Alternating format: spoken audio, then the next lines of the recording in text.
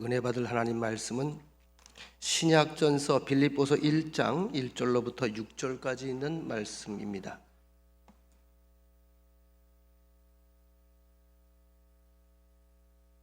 빌립보서 1장 1절에서 6절까지 있는 말씀. 우리가 수요일마다 이미 빌립보서를 작년에 한 30주에 걸쳐서 공부를 했는데, 오늘 빌립보서 1장 1절로 6절에 있는 말씀 다시 한번 봅니다.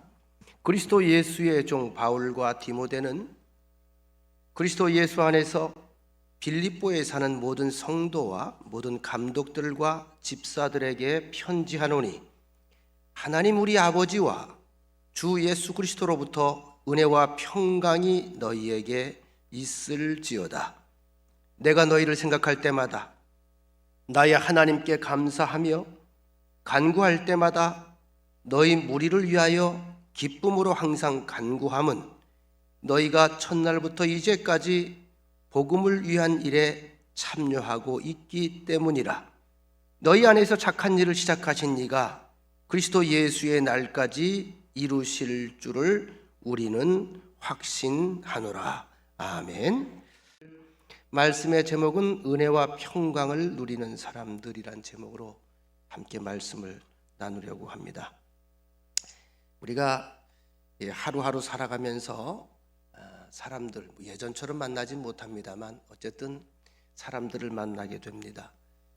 또 여러 가지 사건을 각자 경험하게 됩니다.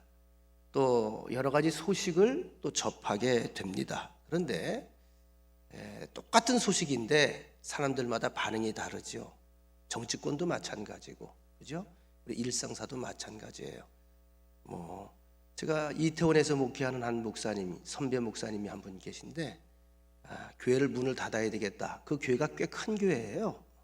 꽤나 그래도 이름 있는 교회하고 외식 문화, 거기에 방문을 하면 아주 최고 근사한 레스토랑에 가서 식사를 대접하고 하는 그런 자부심을 가지고 계셨던 목사님인데, 왜 그런가 하면 이태원이 유령도시가 된 지가 1년이 넘었다는 거예요. 그렇게 번화가 있는데 아주 바람소리만 나고 사람이 하나도 없대. 개미 새끼 한 마리 안 보인다는 거예요. 그렇게 된 지가 1년이 넘었대요.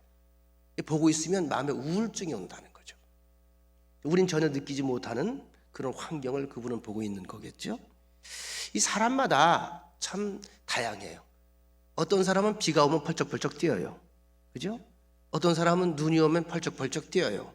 근데 어떤 사람들은 눈이 오면 인상 쓰고 비가 오면 인상 써요. 여러분은 어떤지 모르겠어요. 비가 오는 날이 좋은지 맑은 날이 좋은지 눈이 오는 날이 좋은지, 어쨌든 각자 원하는 취향들이 각자 다르단 말이에요. 그런데 내 원하는 대로만 세상이 되지는 않잖아요. 웃을 때가 있으면 슬플 때도 있고요. 건강할 때가 있으면 병들 때도 있어요. 우리가 인정하고 살아야 돼요. 빨리. 아프구나. 아이씨, 왜 이렇게 아프지? 이러지 말고, 아플 때가 있겠지. 사람들 사이의 관계도 마찬가지입니다. 주변에서 인정해주는 사람들로부터 사랑을 받고 칭찬을 받는 경우가 있는가 하면, 때로는 내가 하는 일에 대해서 알아주지 않고 소외되어서 고독할 때도 있습니다. 그러면 우리 믿음이라고 하는 것이 우리 속에 있는데, 이 믿음이라고 하는 것이 어느 때 발휘할 것인가?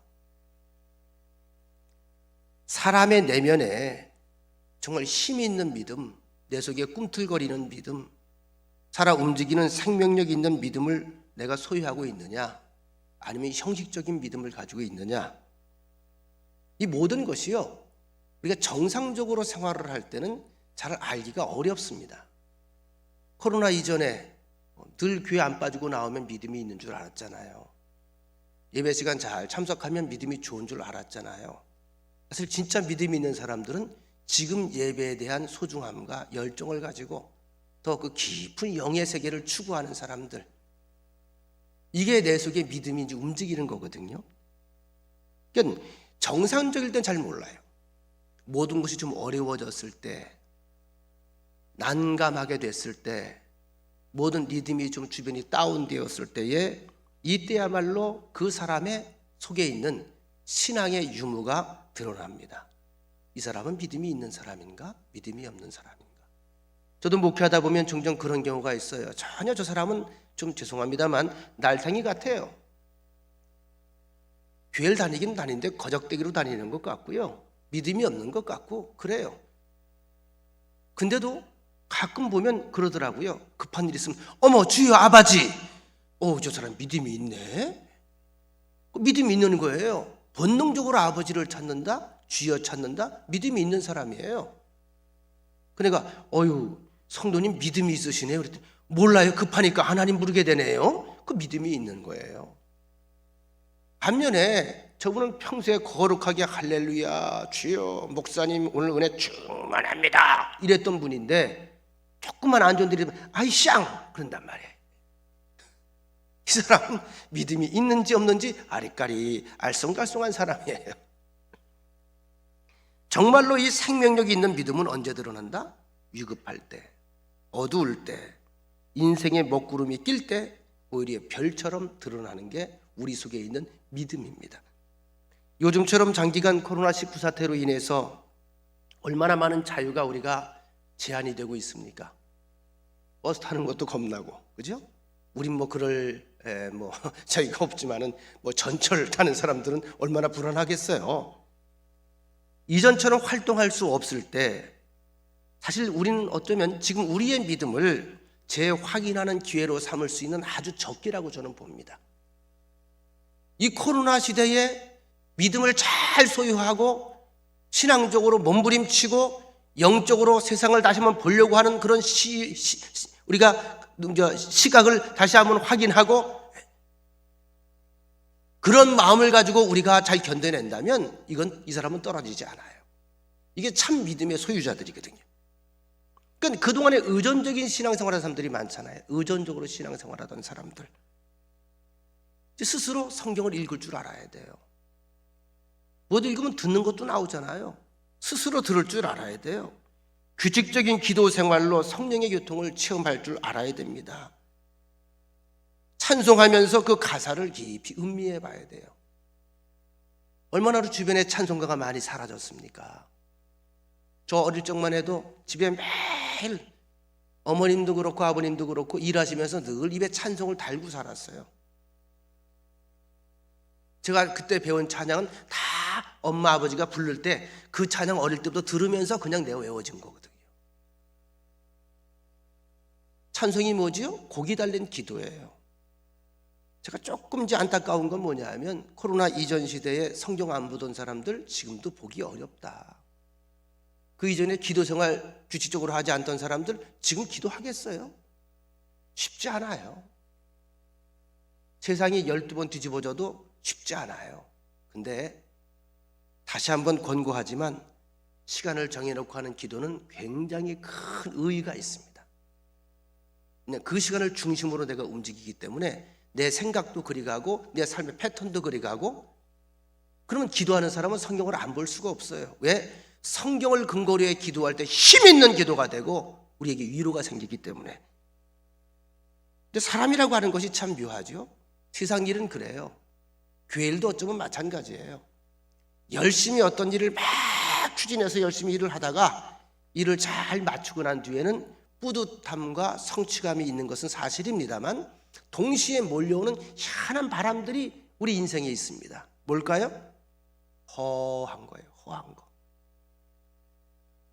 막 앞만 보고 달려올 땐 몰랐는데 그걸 이루고 나서 끝나고 나서 딱 쉴 때 되면요 갑자기 마음에 허탈한 마음이 몰려와요. 저 개인적으로는 주일 예배를 두고 일주일 동안 설교 준비에 매진을 합니다. 매진을 해요. 오늘도 제가 예배 마치고 내려가면 다음 주일 설교 본문을 잡아놓겠지요. 수요 예배 대략 설교 준비를 또 다시 한번 들여다봅니다. 막상 주일 예배를 잘 마치고 나면 묘한 허전함이 제 마음에 들어오거든요.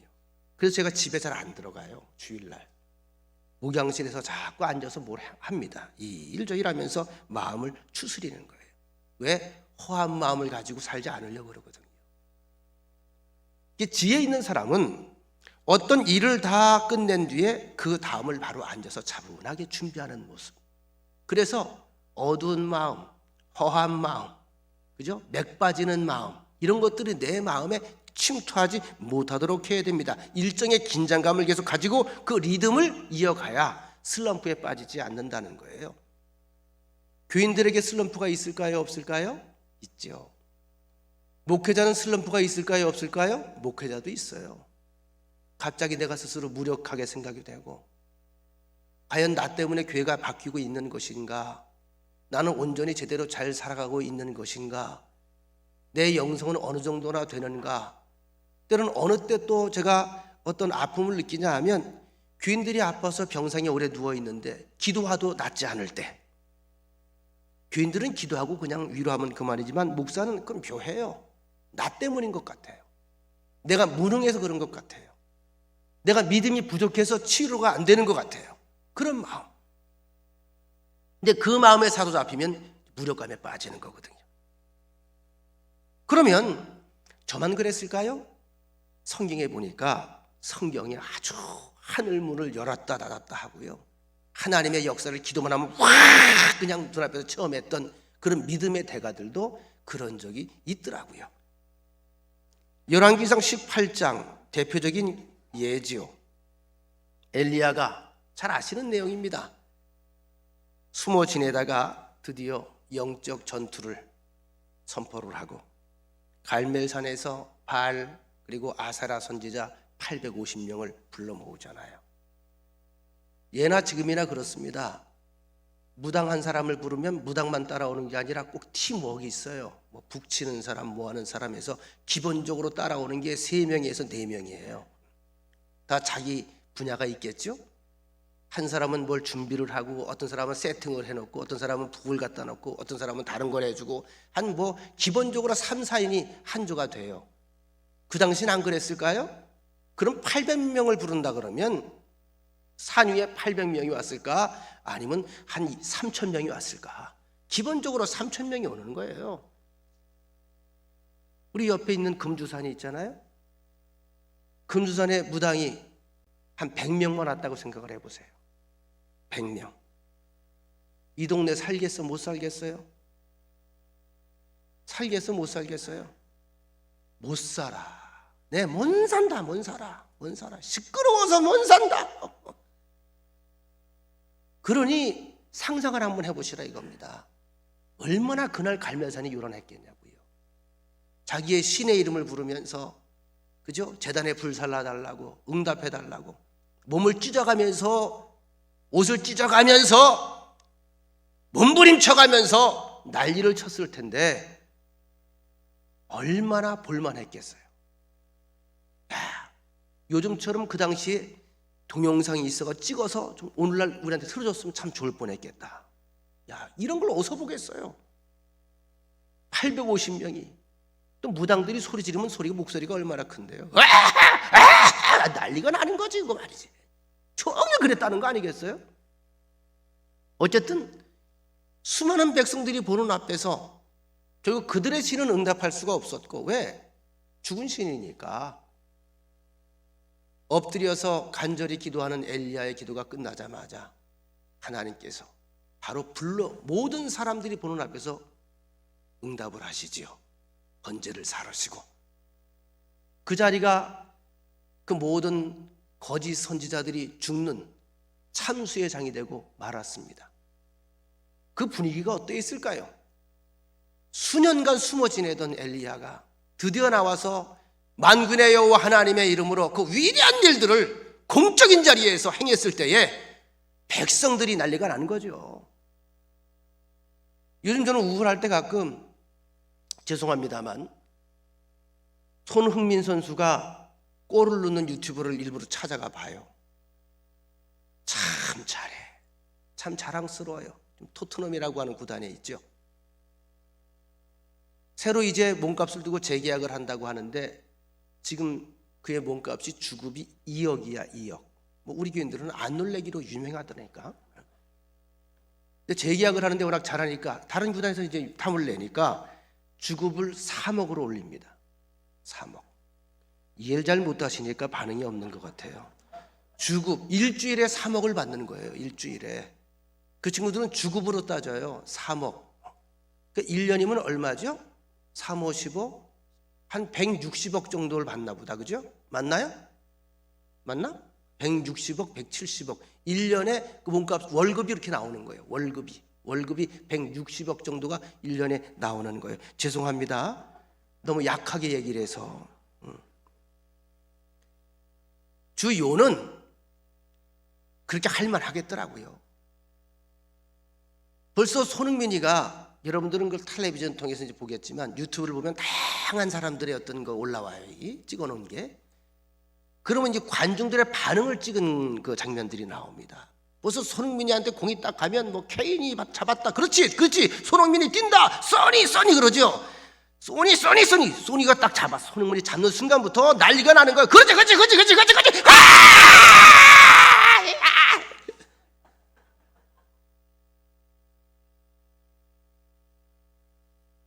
이게 혼자 그러는 게 아니고요. 아주 보면서 내가 이거 완전 이런 미친 것들이 없어요. 그 난리가 나는데 여러분 그 돔구장에서 전체가 와 일어나 봐요. 사람이 취하는 거예요 거기에. 제가 왜 이렇게 쇼까지 하면서 이 얘기를 할까요? 우리 박영희 집사님, 제가 왜 쇼까지 하고 이렇게 난리를 칠까? 갈멜산에서 이런 분위기가 연출됐다는 겁니다. 850명 3,000명 가까운 사람들이 와서 붓을 치고 난리를 치고 얼마나 요란했겠냐 말이야 산이. 그때 놀래가지고 그 산에 잎사구가 다 떨어졌다고 그러잖아. 그래서 그 산은 돌산이야. 지금 가보면 너무 그 진동이 심해가지고 다 놀래서 뿌리가 다 빠졌어. 이걸 보면서 하늘에 불이 내려와서 엘리야의 기도에 응답하는 그 장면을 백성들과 함께 봤을 때 백성들의 함성 소리가 어떻겠냔 말이죠. 와 울고불고 말이죠. 그런데 이 정도 되면 세상에 신이 나고 겁날 것이 없을 텐데 이 사건 직후에 19장에 보면 대반전이 일어나죠. 이 사건을 보고받았던 그 당시 북이스라엘 왕 아합은 그 이야기를 듣고 나서 그래, 그 속엔 그래도 뿌리가 있었거든요. 선조들의 뿌리. 그 이스라엘 국가 아닙니까? 분열왕국 아닙니까? 들은 귀가 있잖아요. 그래요, 하나님이 참신이 맞을기요. 근데 이게 약간 좀 죄송합니다만 약간 좀 떨어지잖아. 아합이 바깥쪽으로는 센데 안에서 약하잖아. 그 부인한테 간 거죠. 여보, 이런 일이 있다는데 이거 어쩌지? 그 이세벨이 우리 이씨는 아닙니다만 아주 독한 여자잖아요. 냅다 소리 지르죠. 멜리야! 내가 아끼던 선지자가 다 죽었다고? 그걸 가만둬? 엘리야 당장 잡아와 참수시키게! 그래서 특명을 내린 거예요. 이쯤 되면은 엘리야가 아합도 그렇고 이스벨도 다 무릎 꿇을 줄 알았는데 이게 아닌 거거든요. 사탄 세력은 그게 호락호락하질 않아요.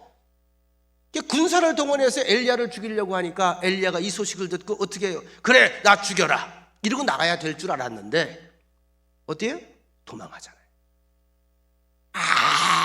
정신 나간 사람처럼 도피 생활을 하다가 나중에 지치고 산속에 들어가서 나무 그늘 밑에 쓰러졌는데 보니까 로뎀 나무야. 숨을 좀 고르면서 하나님 앞에 뭐라고 기도를 합니까? 하나님, 나 이제 준비됐어요. 빨리 데려가 주세요. 힘들어 못 견디겠어요. 살고 싶지 않아요. 너무 힘들어요. 참는 것도 한계가 있다고요. 제발 나를 데려가 주세요. 이러고 기도하는 장면이 19장에 나오지 않습니까? 하나님은 이러한 엘리야를 책망할 법도 한데 책망하지 않으시고 잠을 푹 채워요. 그리고 천사를 통해서 떡을 먹이시고 또 배불리 먹으니까 또 채워요. 계속 몇 번을 그렇게 자고 일어나다 정신 차리고 회복된 이후에 어떻게 해요? 그를 데리고 가서 하나님의 말씀을 다시 들려주면서 다독거린다는 거죠. 그래서 여러분, 하나님이 참 좋으신 분이에요. 우리가 객관적으로 판단할 땐 이 정도 되면 엘리야, 너 그것밖에 안 되냐? 근데 하나님은 그렇지 않아요. 여러분 혹시라도 신앙생활 하다가 목사한테 삐질 일이 있거들랑, 목회자한테 시험 들을 만한 있거들랑, 자꾸 절 쳐다보면 시험이 더 깊이 들어가요. 왜? 잘생기지를 못했기 때문에. 키라도 크면 또 봐줄만 하지. 그것도 아니기 때문에. 또 마음이 바다 같으면 또 기대기는 하지. 그것도 못되기 때문에. 이때 투덜거리고 담임 목사 보지 말고 어떡하라? 주여, 아버지. 그리고 기도를 거기다 하라고요. 아버지, 못 살겠으니 데려가 주세요. 이러면 주님께서 만져줘요. 재우고 다듬어주고. 그래, 힘내, 힘내. 그 좀 이 서운한 마음, 이런 마음이 사그러진 다음에 와서 얘기해 보면 피차 은혜가 또 되는 거예요. 여러분, 모세가 시내산에 하나님의 계명을 받기 위해서 하나님의 명을 받들어서 40일 동안 올라갔다 오지 않습니까? 기다리던 이스라엘 백성들이 지쳐서 또 조급한 마음에, 급한 마음에, 잘 아시는 대로 그들이 애굽에서 나올 때 가져왔던 목걸이, 귀걸이 다 모아서 이걸 녹여서 금송아지를 만들어요. 사람이 본대로 행한다니까요. 애굽에서 본 거거든요. 모세를 보면서 그들은 하나님을 보는 것 같았습니다. 모세가 있으면 홍해가 갈라졌고요. 모세가 있을 때 10가지 재앙이 일어났고요. 모세가 있으면 반석에서 물이 터져 나왔거든요.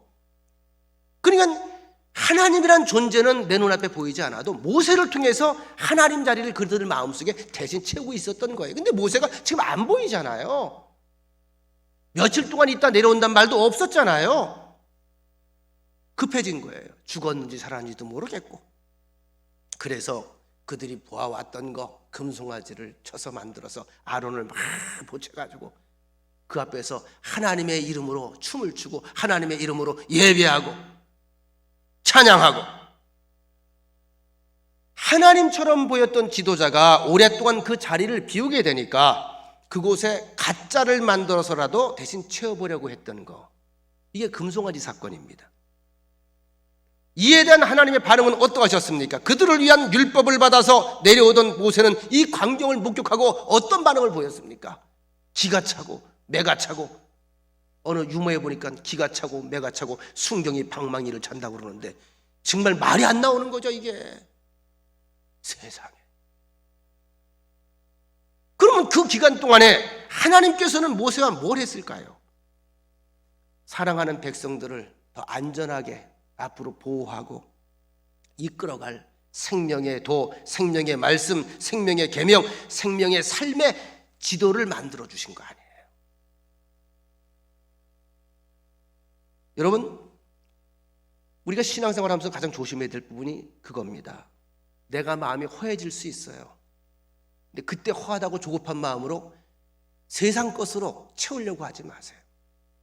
진짜가 오기 전까지 자꾸 가짜를 추구하면 안 돼요. 진짜가 오는 곳을 갖다가 아직 시간이 안 됐는데 그걸 기다리면 되거든요. 못 기다려요. 그 나오는 게 뭐죠? 가짜 재림주, 가짜 감람나무, 가짜 목사, 가짜 교인 나오는 거 아니겠어요? 진짜 부흥이 안 오면 부흥의 때를 기다리면서 꾸준히 준비하면서 대가를 지불해야 되는데 자꾸 요란하게 다른 것으로 위장해서 포장하려고 한단 말이에요. 그런 의미에서 여러분 차분하게 말씀 읽는 습관부터 하시고요. 말씀을 배우는 일에 소홀히 하지 마세요. 제가 올해는 성경 공부를 할 겁니다. 차분차분 해나갈 겁니다. 지금 준비 중에 있는데 이런 일을 소홀히 하면서 열심히 이것저것 사람 만나러 돌아다니고 그저 무슨 기도원이니 무슨 뭐 세미나니 그러지 마세요. 그러면 저는 그렇게 얘기해요. 그런 데 다니려면 교회 와서 참 그걸 좀 잘 좀 쓰세요. 되게 보면 생각에 구멍 뚫린 사람들 같아. 가짜로 채운다고 진짜가 되지 않아요. 다시 말씀드립니다. 가짜로 채운다고 그것이 참으로 만족함이 없어요. 거품입니다. 여러분, 진짜 사랑이라고 하는 것은 눈에 보일 때 나타날까요? 눈에 보이지 않을 때 나타날까요? 눈에 보이지 않을 때 나타나는 거예요.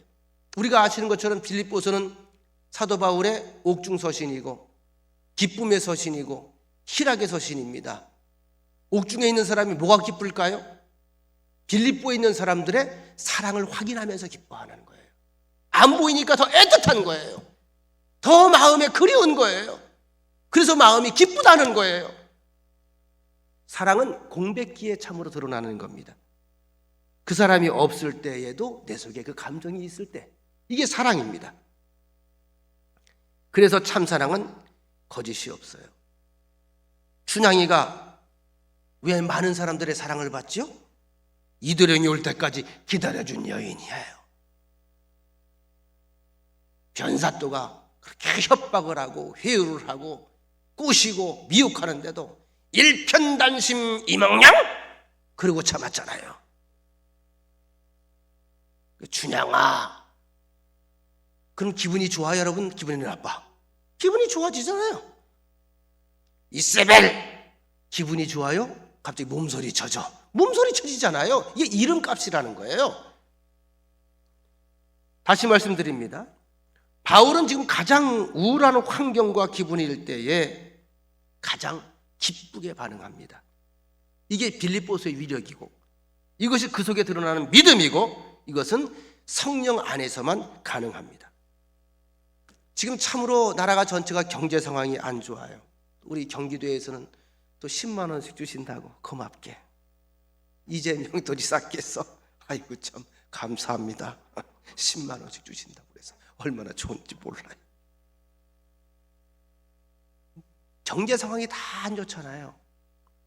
청년 백수 100만 시대, 소상공인들이 죽겠다고 거리에 나섰습니다. 못 살겠다고. 헬스장을 운영하던 대오너들이 놀면 뭐해? 통닭집 배달 아르바이트로 뛰고 있습니다. 코로나19 사태가 이제 백신의 접종 시기를 앞두고선 설왕설래 말이 많은데요. 제가 장담컨대 올해 안에 안 끝납니다. 한국의 외식 문화, 청년 문화의 아이콘이었던 이태원 유령도시가 됐죠. 정부의 우왕좌왕하는 부동산 정책으로 수많은 사람들이 거리에 나앉을 형편이라는 거죠. 북한에서는 뭐 하죠? 야, 이 추운 겨울에도 열병식을 하더라고요. 그러면서 대한민국의 지도자를 아주 입에 담을 수 없는 그 멸시하는 발언을 김여정 같은 갓난애를 통해서 서슴지 않게 합니다. 불이 나요, 안 나요? 이래저래 우리 한반도에 머물고 있는 사람들은 불안감에 쌓여 있고 스트레스를 받고 있는데 누구를 믿고 의지할 수 있을까? 속에서 천불이 나고 스트레스로 인해서 머리가 깨어질 것 같지 않습니까? 그런데 빨리 이럴 때 우리가 시각을 좀 돌려야 돼요. 이럴 때일수록 성도들이 해야 할 일은 눈앞에 보이는 것에 자꾸 함몰되지 말고 일상의 고민들을 잠시 뒤로 던져놓고 영적 세계에 집중할 필요가 있습니다. 시끄러움 속에서는 하나님의 음성을 들을 수가 없어요. 늘 제가 강조하잖아요. 예배 시간에 자꾸 산만하면 안 된다. 그 마귀가 주는 생각이거든요. 집중하지 못하게 만들거든요. 앉아서 시간 낭비하는 거예요. 시간 허비하는 거예요. 모든 상황에 대해서 성도는 믿음의 세계를 통해 반응할 줄 알아야 됩니다. 오늘 본문에 그 이야기가 나오고 있어요. 모든 상황에, 좋지 않은 상황 속에서도 믿음으로 반응하기 위해서 두 가지를 기억하라. 두 가지. 뭐죠? 은혜와 평강입니다. 은혜와 평강. 2절. 하나님 우리 아버지와 주 예수 그리스도로부터 은혜와 평강이 너희에게 있을지어다. 은혜와 평강을 누리는 사람들, 이 사람이 믿음이 이기는 삶을 살아가는 거예요. 자, 한번 영적으로 먼저 우리가 알아야 될 사항들이 있어요. 뭐 어떤 사람은 무식한 건 죄가 아니라 그러는데 저는 그렇게 가르치지 않아요. 다른 건 좀 몰라도 괜찮아. 예수 믿는 사람들이, 신앙생활하는 사람들이 영의 세계, 말씀의 세계에 대해서 무식한 건 죄예요. 그건 게으름의 죄예요. 그건 우리가 잡고 살아가야 돼요. 생명줄이에요. 뭘 먼저 알아야 된다고요? 은혜와 평강이 너희에게 있을지어다.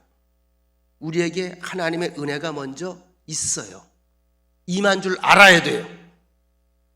은혜가 뭡니까? 인간의 행위와 상관없이 하나님께로부터 값없이 주어지는 선물입니다. 그야말로 은총입니다. 특별히 예수 그리스도의 대속, 그 희생을 통해서 우리가 구원받게 된 것, 이건 가장 큰 은혜입니다. 그래서 우리가 지금 천국을 이야기하잖아요.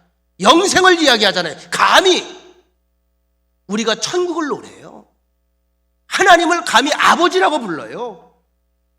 하나님을 아버지라고 부르면서 세상이 다 하나님의 것이니까 이 세상이 다 내 것이라고 그러는 거예요. 이 은혜는 이 땅에서 온 것이 아니고 사람의 의지나 노력에 의해서 만들어진 것도 아닙니다. 에베소서 2장 8절에 보면 너희는 그 은혜에 의하여 믿음으로 말미암아 구원을 받았으니 이것이 너희에게서 난 것이 아니요 하나님의 선물이라.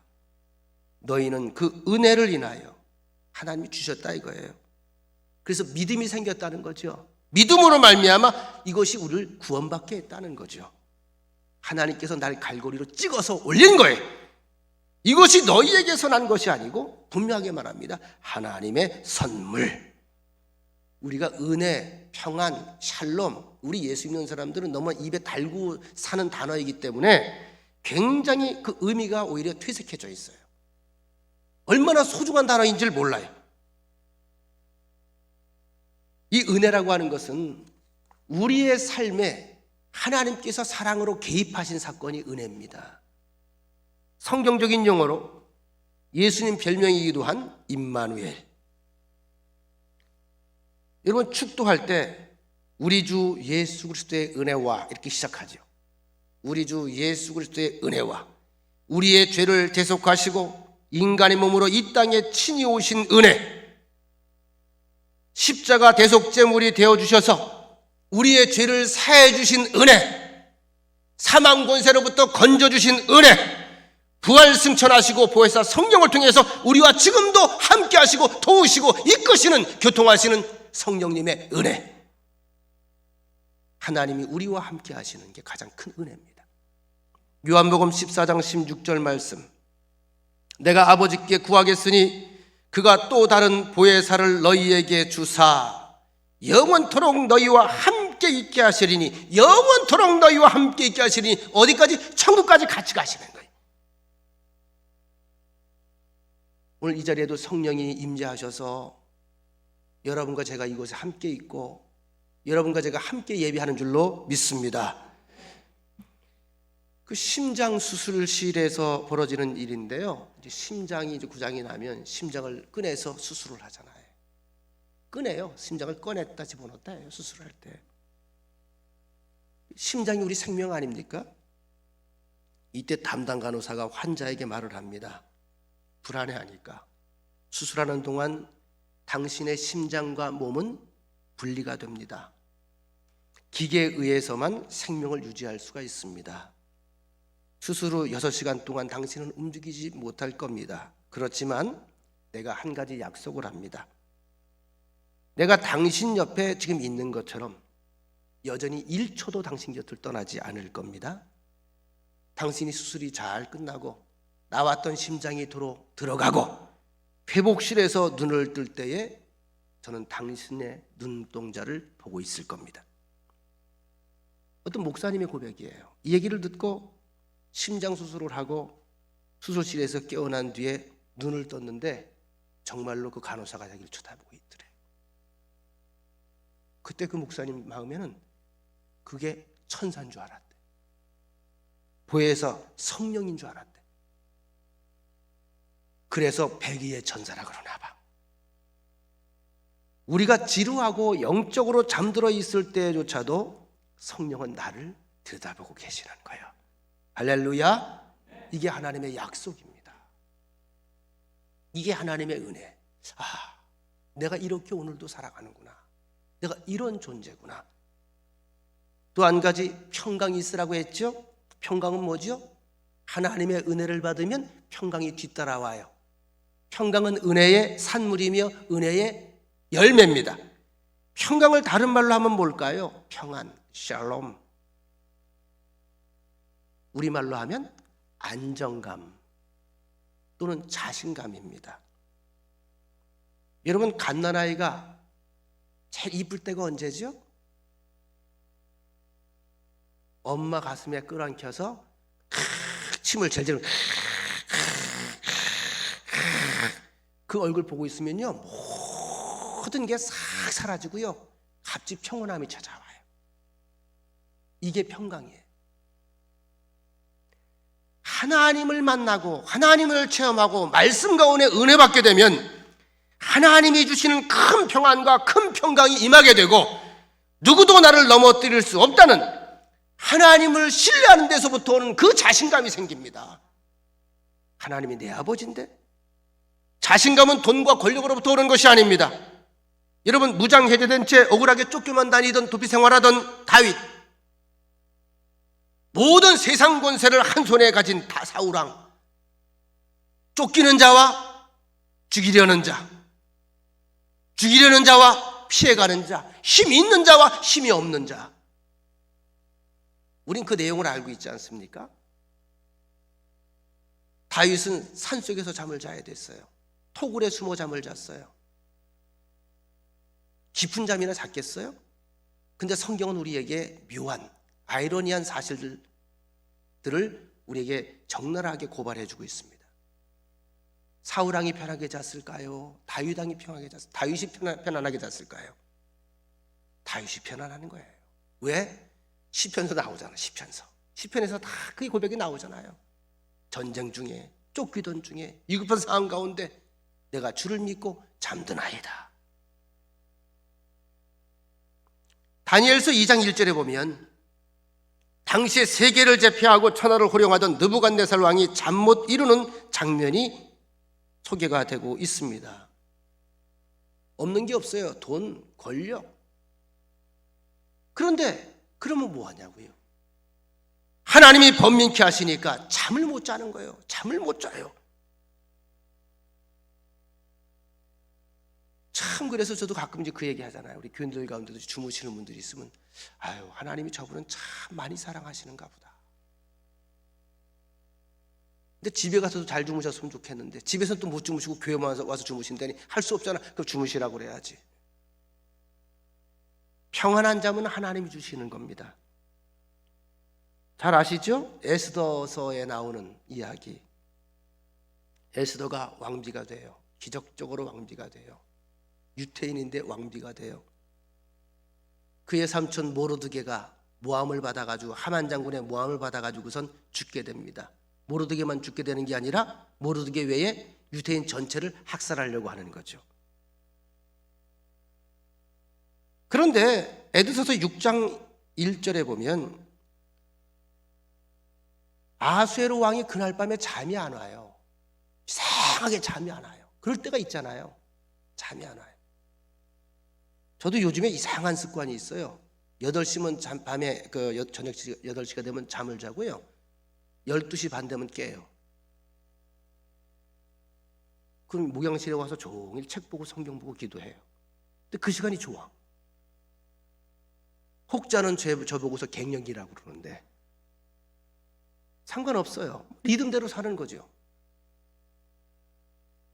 아마 이제 이번 주간부터 새벽 기도를 시작하는데 아마 그렇게 하고 저는 새벽 예배까지 할 거예요.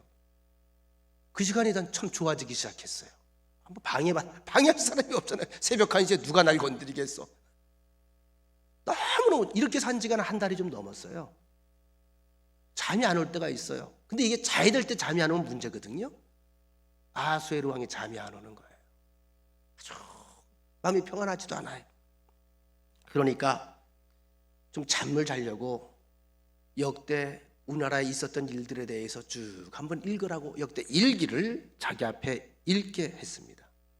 그 가운데 누가 나오죠? 모르드게의 이름이 나오는 거예요. 내일 모레면 모르드게를 죽이려고 하는 건데, 하만의 계획인데 모르드게의 이야기가 나와요. 그 모르드게가 어떤 사람이지?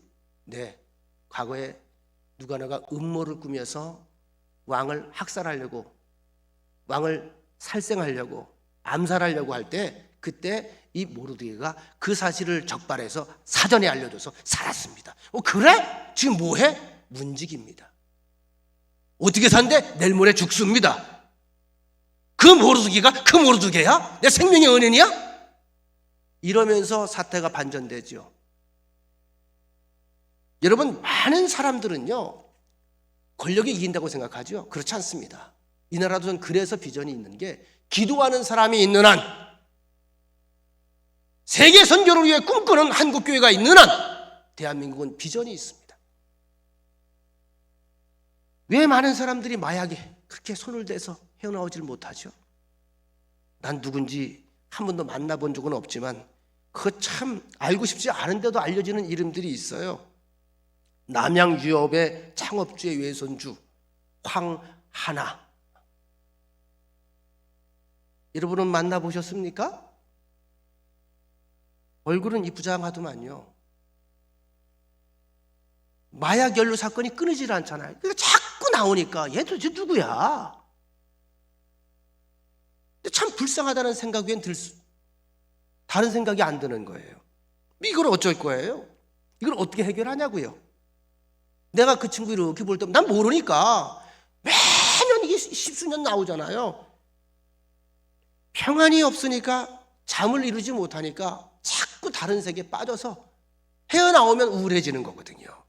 그 세계에서 벗어나기 어려워요. 평강이 있어야 진정한 치유가 있습니다. 하나님이 우리와 함께 하신다는 자신감이 생길 때에 그때부터 내 몸에 치유가 시작되는 거예요. 병도 낫고 마음의 평안도 얻고 관계도 회복되는 치유가 나타나는 거예요. 이게 치유는 내가 스스로 강할 때 시작되는 게 아니라 내가 스스로 하나님 앞에 연약해서 앉을 때부터 치유가 시작이 되는 것입니다. 사랑하는 사람 옆에 가면 사람이 강해집니까? 약해집니까? 약해져요. 우리 장로님들이 제 방에 오면 약해질까요? 강해질까요? 약해지는 것 같아요. 다소곳해지고 기도하고, 그걸 보면서 저는 그렇게 느끼죠. 나를 엄청 사랑하시는구나. 할렐루야. 사랑하는 관계라면요 좀 약해도 돼요. 너무 자꾸 강한 거 보이려고 하지 마세요. 좀 투정 부려도 돼요. 있는 모습 그대로 보이세요. 여기에서 치유가 시작되는 거예요. 여러분, 교회가 어떤 곳이죠? 감사와 찬양과 예배가 있는 곳인 동시에 눈물이 있고 통곡이 있는 게 교회 아닙니까? 남녀노소 신분에 상관이 없이 누구라도 하나님을 아버지라고 부르는 자는 다 와서 기대고 의지하고 투정 부리고 소리도 지르고, 그러다가 지쳐서 하나님 품에 안겨서 실컷 자고 나면 다시 힘을 얻고 일어서는 곳, 이것이 바로 성전이고 우리의 본향이고 아버지의 품입니다. 하나님 앞에서는 강한 자가 사랑받을까요? 약한 자가 사랑받을까요? 약한 자가 사랑을 받는 법이에요. 가식적인 거, 인위적인 거, 체면, 자존심 다 좀 내려놓고 신앙생활 할 땐 이거 다 내려놓으세요. 자존심 따위 내려놓으세요. 내까지 뭘 자존심을 하나님 앞에 내세울 게 있어요. 거기서부터 내 속에 생명이 시작되는 거예요. 바울은 고린도후서 12장 8절 9절에서 말씀하기를, 그가 몸에 가시가 있었다고 그랬죠. 뭐 어떤 이는 혹자는 간질이라고 그래. 간질 증상이 어떤 건지 아시죠? 저희 외삼촌이 간질로 돌아가셨어요. 외삼촌이 그 양반이 연세대 나온 옛날에 굉장히 수재라고 알려졌는데 결국은 간질로 돌아가셨어요. 저는 그 간질이 얼마나 무서운 병인지를 알아요. 그냥 뭐 아무 때나 그냥 멀쩡하다가 마당에서 쓰러져서 거품 물고 그냥 떨고, 그냥 개울 것 같다가도 그냥 아무 때나 그 발작이 일어나면 그냥 쓰러져서 그냥 거품 무는 거야. 저는 사랑을 많이 받았는데 그래서 주변에 아무도 의심도 안 했고 항상 저를 끌어안고 다니셨어요, 삼촌이. 그런 병이 있었다고 그래요, 바울에게. 그러니 여러분, 바울이 설교하다가 생각해 보세요. 제가 설교하다가 갑자기 쓰러져서 거품 물어 봐봐요. 멀쩡히 전도하다가 같이 거품 물어 봐봐요. 덕이 되겠어요? 은혜가 되겠어요? 죄송합니다만 바울이 그래서 기도를 했다는 거 아니에요. 그 내용입니다. 이것이 내게서 떠나가게 하기 위하여 내가 3번 주께 간구하였더니 나에게 이르시기를 내 은혜가 네게 족하도다. 이는 내 은혜의 능력이 약한 데서 온전하여짐이라 하신지라. 그러므로 도리어 크게 기뻐함으로 나의 여러 약한 것들에 대하여 자랑하리니 이는 그리스도의 능력이 내게 머물게 하려 함이라. 바울이 육체의 가시, 이 몸의 지병을 좀 없애달라고 하나님 앞에 간절히 응답이 올 때까지 몸부림치며 기도한 후에 받았던 응답입니다. 그런데 사도 바울이 귀한 걸 깨달았죠. 사람은 스스로 약하다고 인정할 때는 하나님을 떠나지 않습니다. 내가 스스로 이 정도면 됐다, 강하다, 다른 거 필요 없다, 누구의 돈 필요 없다, 이렇게 자고해졌을 때 하나님을 떠납니다. 지금 우리 정치권에 대해서도 이낙연 씨가 무슨 교회 무슨 교인이니 집사니, 또 정세균 씨는 지금 총리죠. 어느 장로교회 안수 집사님이라고, 안수 집사님 좀 권사님이거든요. 그게 무슨 의미가 있어요, 사실은요. 그걸 들춰내요? 교회를 앞장서서 핍박하고 박해한다, 이런 얘기를 하면서 목사님들 얘기하는데 저는 그런 얘기 할 필요 없다고 봐요. 자기 스스로 힘이 있는 사람들은요, 그렇게 하나님 앞에 머리 조아리지 않아요. 우리가 강할 때 우리는 어떻게 살아갑니까? 우리 마찬가지잖아요. 하나님 잠깐 좀 쉬시지요. 왜 이렇게 자꾸 참견을 하세요? 아유, 참 피곤하지도 않으세요? 하나님 조금 누워 좀 계세요. 왜 이렇게 잠도 없어요? 왜 이렇게 말이 많아요? 이러고 하나님 갖다 꼽을 쳐놓잖아. 죄송합니다, 꼽을 쳐놓는다는 말을 써서. 내가 다 하려고 그러는 거죠. 왜? 다 되는 것 같으니까. 그러다가 정말 다 잃어버렸을 때 비로소 하나님 없이 못 산다는 거예요. 사도 바울이 바로 이 사실, 사도 바울이 영에 깨어있는 사람이야. 이 하나님, 내 은혜가 내게 족하다. 이는 내 능력이 약한 데서 온전하여짐이라. 네가 약할 때 내가 그만큼 카바라고, 네가 약하고 의지하는 것만큼 내가 일을 한다. 내가 일할 테니 넌 내게 맡겨라. 해석이 빨라야 돼요. 내가 약할 때에 성령이 역사하시는구나. 자고하지 않게 하시는구나.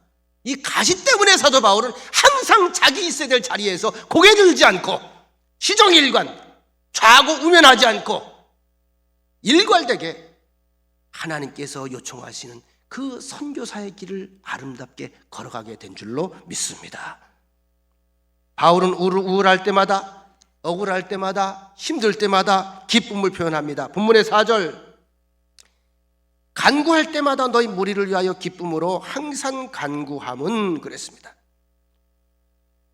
자, 요걸요, 유진 피터슨이라고 하는 분이 쓴 메시지 성경이라고 하는 성경이 있습니다. 굉장히 내용들을 아주 쉽게 우리나라 정서로 바꾸어서 이렇게 해석을 해놔서 그 부분을 제가 잠깐 읽어드릴게요. 이것도 성경인데 다른 버전이죠. 빌립보서 1장 3절로 6절의 이야기인데 이렇게 이 성경은 표현을 해놨습니다. 나는 여러분을 떠올릴 때마다 하나님께 감사의 탄성을 지릅니다. 그 탄성은 기도로 이어져 어느새 나는 기쁜 마음으로 여러분을 위해 기도하게 됩니다. 실감나는 표현이죠. 나는 여러분이 하나님의 메시지를 들은 날부터 지금까지 메시지를 믿고 전하는 일에 우리와 함께 주어서 얼마나 기쁜지 모릅니다. 여러분 안에 이 위대한 일을 시작하신 하나님께서 이 일을 지속하셔서 그리스도 예수께서 오시는 그날에 멋지게 완성하실 것을 나는 조금도 의심하지 않습니다. 빌립보 교회 교인들을 향해서 생각을 떠올릴 때마다 마음이 기뻐진다는 거죠. 은혜 안에서 만나게 하신 거, 은혜 안에서 한 교회를 세우게 하신 거, 은혜 안에서 한 터전을 이루게 하신 거, 한 가족을 이루게 하신 것, 이제는 제법 성장을 해서 믿음 가운데 그들이 이제 다른 사람들도 함께 구원받자고 외치는 그 모습, 먼 곳에 있어도 영적으로 이렇게 하나님 주 안에서 연결돼서 서로를 염려하고 기도하고 애써주는 그 마음이 전달이 되고 느껴지니까 너무나 마음이 탄성 소리가 나오고 감사밖에 나오지 않는다는 이야기입니다. 많은 사람들이 우울할 때 드는 생각은 뭐죠? 자꾸 어두운 생각으로 가요. 분하다, 억울하다, 왜 알아주지 않냐, 나는 왜 혼자냐. 특별히 신앙생활하면서 열심히 우리가 봉사한 것 같은데 돌아오는 게 빈손밖에 없어요. 억울한 거예요. 왜 나는 여전히 빈손입니까? 그러나 억울하다는 생각들이, 억울하다고 생각하던 그런 것들이 하나님의 은혜를 받고 난 이후에는 사명과 특권임을 깨닫고 황송함으로 뒤바뀌게 된단 말이에요. 아유, 하나님 이만큼만도 족합니다. 이만한 것도 황송합니다. 아이고, 황송합니다. 우리가 이 마음을 가지고 평생 살아가야 돼요. 누구에게? 예수 그리스도에게 빚진 자 의식을 가지고. 우리가 억울하다고 생각하는 이유가 뭘까요? 말씀을 정리해 나가겠습니다. 자꾸 눈에 보이는 이익을 따지니까, 이익 중심적인 사고. 오늘 본문의 5절입니다.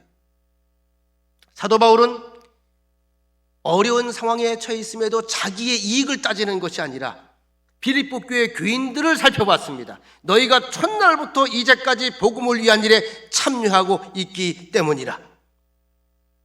이래서 내가 기쁘다. 이래서 내가 기도할 수밖에 없다. 빌립보 교회 성도들이 자신의 이익과 상관이 없이 복음을 위한 일에 열심히 힘을 합치고 기도하고 애쓰는 모습, 서로 격려하는 모습, 기뻐하는 모습, 이걸 보면서 사도 바울은 덩달아 기쁘다는 거예요. 내가 예배 참석 잘했는데, 성가대도 내가 섰는데, 10년 동안 충성했는데, 내 교회 청소도 이악 물고 했는데 내가 한 것보다 나를 대접해 주는 게 좀 적다. 이렇게 생각이 되면 억울한 생각이 드는 거예요. 근데 기억하세요. 생명의 본질은 희생하며 사는 겁니다. 생명의 본질은 희생하며 사는 것이다. 이 말을 깊이 새기십시오. 이것이 십자가 정신이고요. 주님이 그걸 보고, 그걸 아시고, 그걸 다 헤아리고 계시는 거예요. 과거에 미국의 대통령을 배출했던 케네디 가문이 사실 양조장으로 돈을 벌었습니다. 양조장이 뭔지 아시죠? 술 만드는 공장. 그래서 그렇게 그 가문이 존경을 못 받았어요. 돈은 많이 벌었는데, 근데 그 어머니 로즈메리가 자녀들 교육을 아주 잘 지켰어요. 그래서 그 얘기가 알려지면서 존경을 받았었어요. 그런데 1969년 인디아나주의 대통령 유세에서 이 어머니 로즈메리가 10만 불을 사용을 합니다. 소위 대통령 이제 당선시키기 위해서 돈을 뿌린 거죠. 사회적 비난이 이제 막 빗발쳤겠죠. 이에 대해서 그 존경받던 로즈메리 어머니가 뭐라고 말했냐 하면, 내 자식 위해서 내가 내 돈 쓰는데 누가 뭐라 그래? 이렇게 말했어요. 내가 내 돈 가지고 내 자식 위해 쓰는데 왜 주변에서 뭐라고 떠들어? 이 얘기를 여러분들이 지금 듣는 순간에 되게 존경스러워요? 갑자기 정내미가 떨어져요? 정내미가 떨어지는 거죠. 그래서 그 존경받던 여인이 더 이상 칭송을 받지 못하게 됐어요. 무슨 얘기냐? 내 돈이라고 나만을 위해 쓰는 게 아니라는 거예요. 이게 잘못된 정신이에요. 물질에 대해서. 내 돈이 아니에요. 내게 잠깐 맡겨진 돈이지요. 이게 청지기 정신입니다. 이 땅에 내 것은 아무것도 애초에 없어요. 그래서 예수 믿는 사람들은 더 벌어야 돼. 더 많이 배워야 돼. 왜? 나누기 위해서예요. 나를 통해서 나누는 통로가 돼야 된다는 거죠. 우리에게 분명히 명문 가정에는 명문 철학이 있습니다. 우리에게도 명문 철학이 있죠. 명문 기준이 있죠. 만고불변의 하나님 말씀, 생명의 말씀, 천국의 계율, 그리고 그 계명을 실천하는 사람들에게 역사하시는 하나님의 약속, 이건 틀림이 없는 거예요. 하나님의 말씀에 순종하는 걸음을 걸어가는 사람에게 하나님이 역사하신다는 그 하나님의 약속을 세상에 드러내는 것이 우리 성도들에게 주어지는 특권입니다. 아마 아시는 분들은 아시겠습니다만, 요즘에 잠깐 그 다큐로 나온 걸 제가 유튜브로 잠깐 봤는데, 수아진이라는 쌍둥이 가수 아시지요? 젊은 친구들은 잘 모를 수 있어요. 저는 굉장히 그 수아진 노래를 좋아해. 저 노래가 가사가 너무 이쁜 거예요. 새벽 아침 파초, 영원히 내게로 뭐 이런 거 지금 불러드릴 수 있는데 시간이 많아서 안 될 것 같아요. 다음 기회에.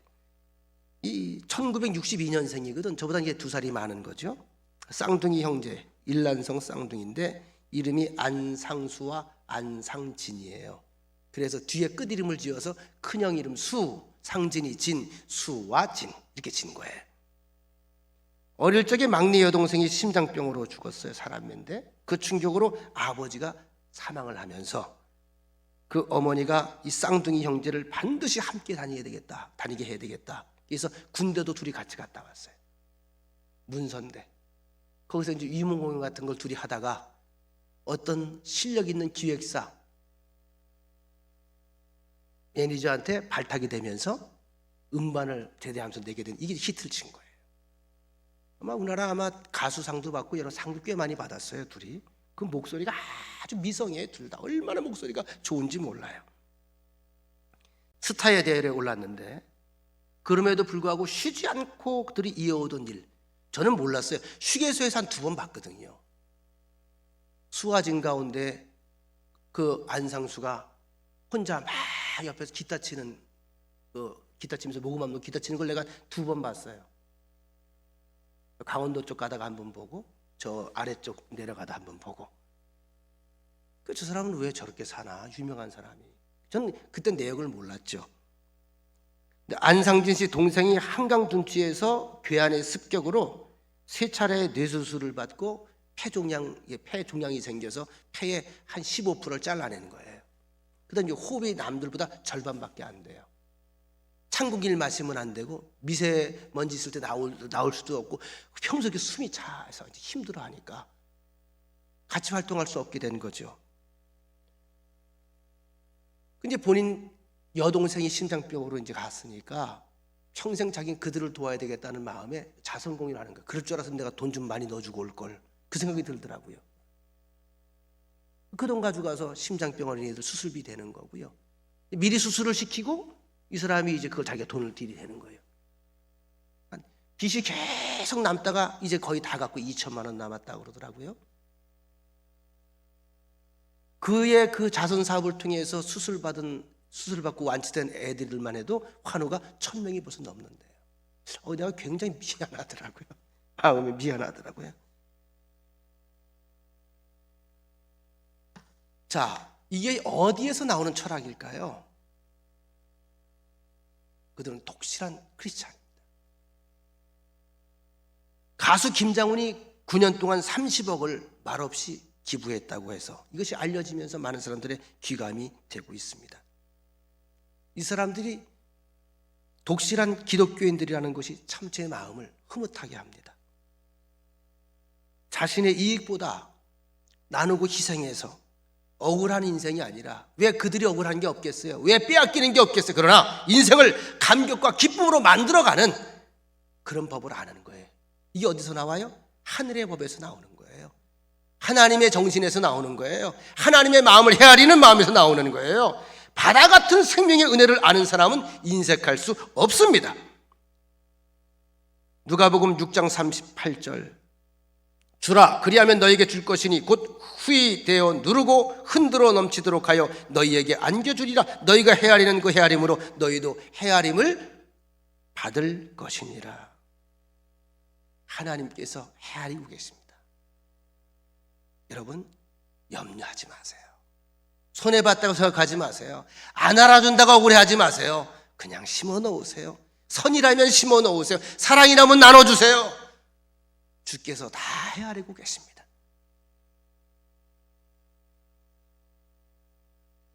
내 인생의 행복이 다른 사람 때문에 자꾸 피해를 보게 된다는 생각을 하는 사람들도 자꾸 잘못된 방향으로 가는 사람입니다. 여러분 야곱의 이야기를 기억하시나요? 나름대로 자수성가하고 돈 좀 벌고 가정을 크게 이루어서 삼촌 라반의 집에서 나오면서 고향을 향해 돌아올 때 얼마나 많은 소떼와 양떼를 데리고 그가 돌아옵니까? 금의환영하는 거죠. 근데 그에게 한 가지 걸리는 게 있는데 형과의 관계잖아요. 20년이 지났음에도 불구하고 사람을 보냈겠죠. 형은 뭐하고 있나 봐라. 형에 대한 소문은 익히 자자했습니다.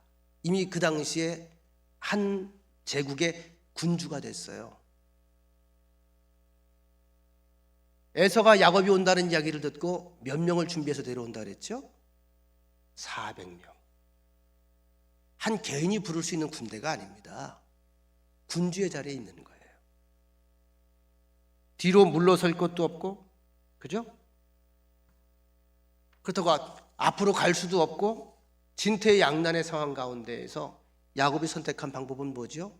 인간적인 방법은 나름대로 모색해 보았습니다만 야복 강가에서 엎드려 기도하는 거잖아요. 저는 그 생각을 해봅니다. 목이 다 쉬었을 거예요. 얼굴은 사람 형상을 못 알아볼 정도로 그렇게 눈물을 흘려서 팅팅 부었을 거예요. 땅바닥에서 기도할 때 그냥 했겠어요? 제가 기도해봐서 알아요. 몸부림을 치고 나면요 땀이 뒤범벅이 돼요. 눈과 땀과 먼지가 뒤범벅이 된 그 사람을 누가 사람이라고 보겠어요? 근데 그날 이상한 일이 벌어지죠. 하나님의 천사를 만나고 하나님의 음성을 듣고 야곱이 그렇게 영적인 사람으로 변화가 되니까 살기등등했던 에서가 돌아오면서 야곱을 보는 순간에 변화되는 놀라운 일이 벌어지지 않습니까? 이게 하나님이 하시는 방법이라는 거죠. 여러분, 문제 없는 사람이 없어요. 나만 문제 있다고 생각하지 마세요. 나만 억울하다고 생각하지 마세요. 나만 지금 손해본다고 생각하지 마세요. 다 비슷해요. 문제 없는 교회 없어요. 우리 교회 문제 많아요. 문제 없는 나라 있어요? 없어요. 문제 없는 제도 있습니까? 다시 말씀드리거니와 삶 자체가 문제입니다. 가정이나 교회에 있는 문제들도 기도하고 생각하면서 전력을 가지고 싸워서 승리하는 법, 이것이 성경 속에서 우리에게 가르쳐주는 보배입니다. 문제 풀으라고 있는 거예요. 기억하세요. 시험 넘어서라고 있는 거예요. 거기에 처박히지 마세요. 매사에 핑계대는 사람이 있어요. 누구 때문에, 쟤 때문에, 엄마 때문에, 아빠 때문에, 나라 때문에. 그렇게 해서 문제가 하나도 해결이 안 돼요. 제가 언젠가도 들려드린 말씀이 있습니다. 염려는 흔들의자와 같다. 집에 가보면 흔들의자들 가끔 있는 분들이 있죠. 밤새 흔드는 거예요. 밤새 이걸 어쩌노, 이런 연연 어쩌노, 저런 걱정 어쩌노, 작심삼일하고 그냥 3일 동안 눈 떠보니까 어디야? 눈 떠보니까 거기지 뭐 어디야. 이게 염려예요. 우리 성도들은 그렇게 살면 안 돼요. 맡길 분이 있어요.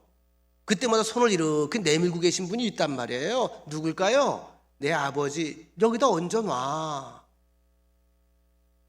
여기다가 얹어놔. 여기다가. 네가 가져도 된다고 해결될 게 아니야.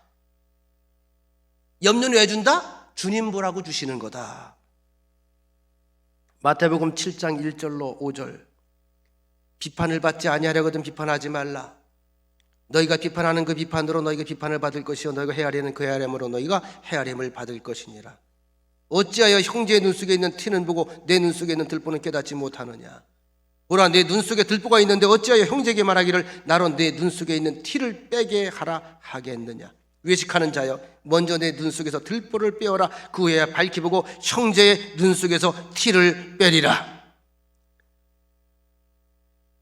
뭐 지도자들도 다 문제가 있겠죠.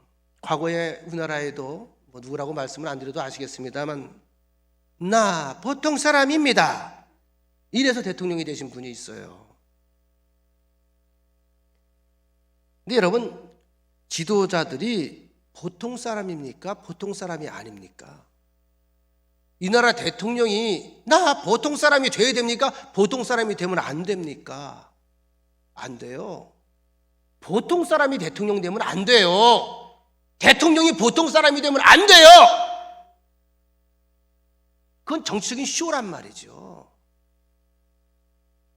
요즘에 그 얘기도 나오더라고, 유튜브에. 뭐 대통령 부인이 뭐 3천만 원짜리 코트를 입었다, 몇백만 원짜리 하는 시계를 찼다, 목걸이가 뭐 얼마짜리를 하고 공개석상에 나왔다고 비난을 하는데, 저는 그런 비난 자체가 문제가 있다고 보는 사람이에요. 왜 그런 걸 비난해요? 전 대통령이 뭐 롤스로이스 뭐 시계를 차든지, 아니 무슨 뭐 자가용을 갖다가 무슨 한 뭐 5억짜리를 타든지, 저는 거기엔 관심이 없어요. 모르겠어요, 국민들은 관심이 있는. 저는 관심이 거기에 없어요. 대통령이면 그만큼 대우를 받는 거죠. 한 나라를 살리고 죽이는 사람인데 그만한 경호도 받아야 되지요. 그 가족 부인도 영부인도 그만 대접 받아야. 몇 천만 원 이자리 입으면 좀 어때? 그 이상의 대우를 받고 있는데 외국 나가면 그만한 뭐 사모님 못 받겠어요? 그거 하나도 문제가 안 돼요. 왜 그런 걸 가지고 호들갑들을 떨어요? 본질은 그게 아니라 이 나라 국민들의 삶에 대해서 얼마나 신경을 쓰고 살릴 만한 능력이 있느냐, 그 능력과 지도력을 발휘하느냐. 여러분, 그래야 안 그래요? 아니, 서민들이 법을 왜 알아야 돼? 우리 검찰법을 우리가 알 필요가 있어요? 우리가 무슨 법을 알 필요가 있어? 뭐 그렇게 법을 많이 알려주려고 그래, 요즘에 이 나라가? 우리는 사실 몰라도 돼. 그냥 내 사는 현장에서 그냥 편안하게 우리끼리 잘 살면 돼. 이것마저도 못한다면 이게 무능한 거란 말이죠. 그게 능력이죠. 그게 지도자죠. 뭐 얼마짜리 입었다, 무슨 짤 타고 다녔다, 여기에 신경 쓸 게 없어요. 뭘 신경을 거기에 써? 그게 뭐가 중요해?